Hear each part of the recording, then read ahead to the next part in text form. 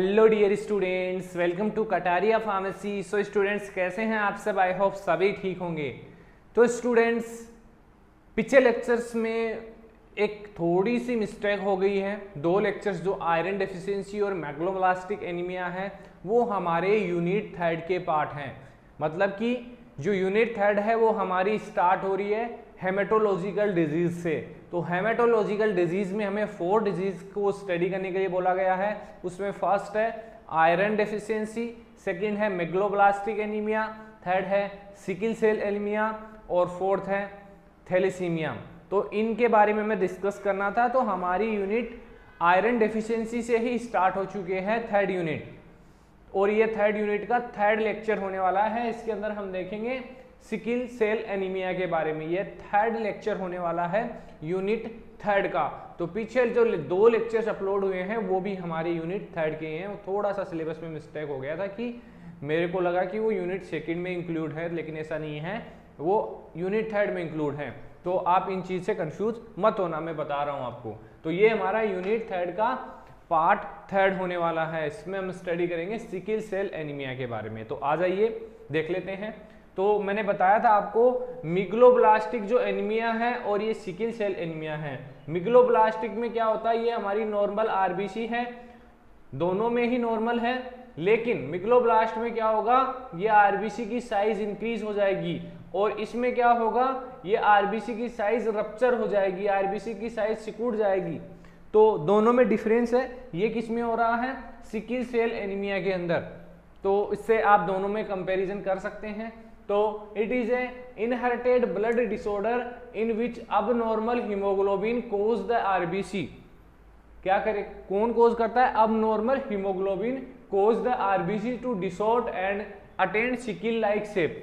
Sickle like shape यही है, sickle like shape ये हो जाती है, ये कन्वर्ट हो जाती है सिकल लाइक शेप में। किसके कारण, हीमोग्लोबिन के कारण, अबनॉर्मल हीमोग्लोबिन के कारण।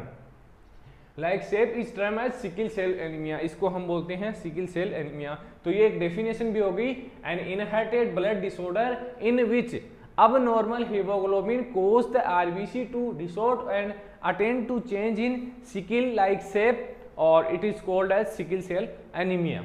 थोड़ी सी कॉम्प्लिकेटेड लग रही है डेफिनेशन, लेकिन 1-2 बार रीड करेंगे तो आपको समझ में आ जाएगी। बात करते हैं इसके कोजेज की।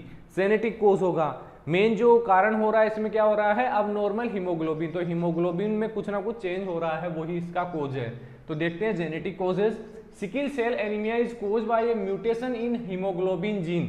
किसके म्यूटेशन के कारण होता है, हीमोग्लोबिन जीन के अंदर म्यूटेशन के कारण basically sickle cell anaemia cause होता है।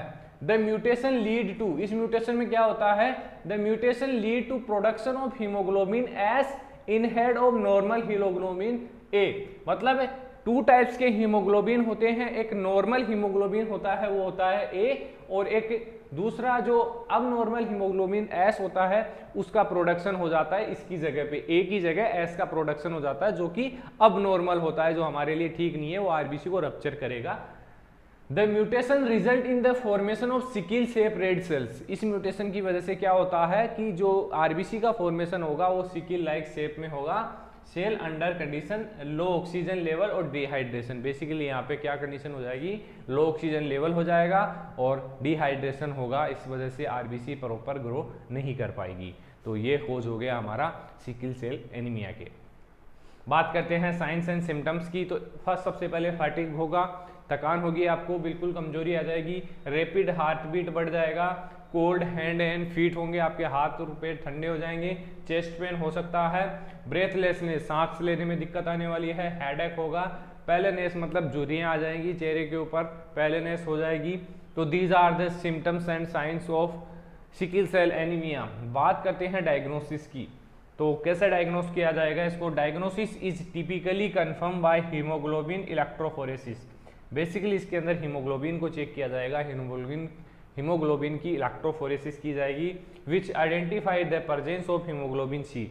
वो आइडेंटिफाई करेगा कि हीमोग्लोबिन सी प्रेजेंट है या नहीं। न्यू बोन कुछ कंट्रीज में क्या है कि जो न्यू बोर्न बेबी होता है उसके अंदर ही ये सब कुछ चेक कर लिया जाता है, जिससे आगे बाद में प्रॉब्लम देखने को नहीं मिलती है सिकल सेल एनीमिया जैसी।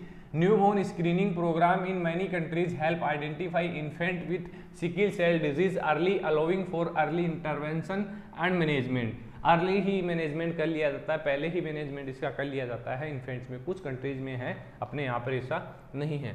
बात करते हैं ट्रीटमेंट की कि सिकल सेल एनीमिया को कैसे ठीक किया जा सकता है।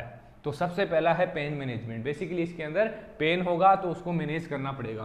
Pen during sickle cell crisis is manage with the pain medication, hydration and some time hospitalisation.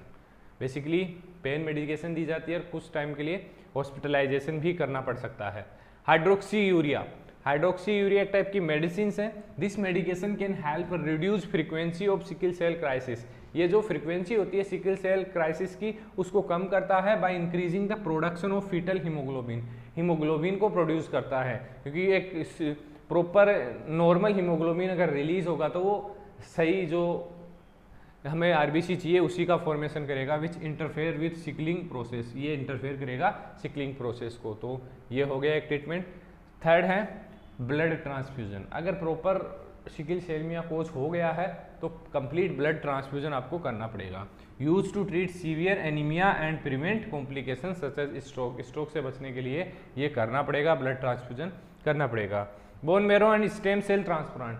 अब देखिए हमारे जो ब्लड का फॉर्मेशन होता है, हीमोग्लोबिन का फॉर्मेशन होता है, बेसिकली कहाँ से होता है? बोन मैरो से होता है। तो बोन मैरो में अगर कोई दिक्कत आ रही है तभी तो हीमोग्लोबिन प्रॉपर नॉर्मल कंडीशन में फॉर्म नहीं हो रहा है, तो उसको ठीक करने के लिए बोन मैरो को भी ट्रांसप्लांट कर सकते हैं, स्टेम सेल्स का भी ट्रांसप्लांट कर सकते हैं। Curation option for some patient but it is carries significant risk and it not suitable for everyone. But ये कंडीशन क्या है कि ये सूटेबल नहीं होती है एवरी पेशेंट्स के लिए। कुछ कुछ पेशेंट्स में सूट कर सकती है, बाकी आपको ब्लड ट्रांसफ्यूजन करना पड़ेगा। तो ये हो गया सिकल सेल एनीमिया। तो ये हमारा यूनिट थर्ड का थर्ड पार्ट कंप्लीट हो चुका है। नेक्स्ट पार्ट में हम देखने वाले हैं थैलेसीमिया के बारे में। तो बने रहिए हमारे साथ, मिलते हैं नेक्स्ट वीडियोज़ में। धन्यवाद।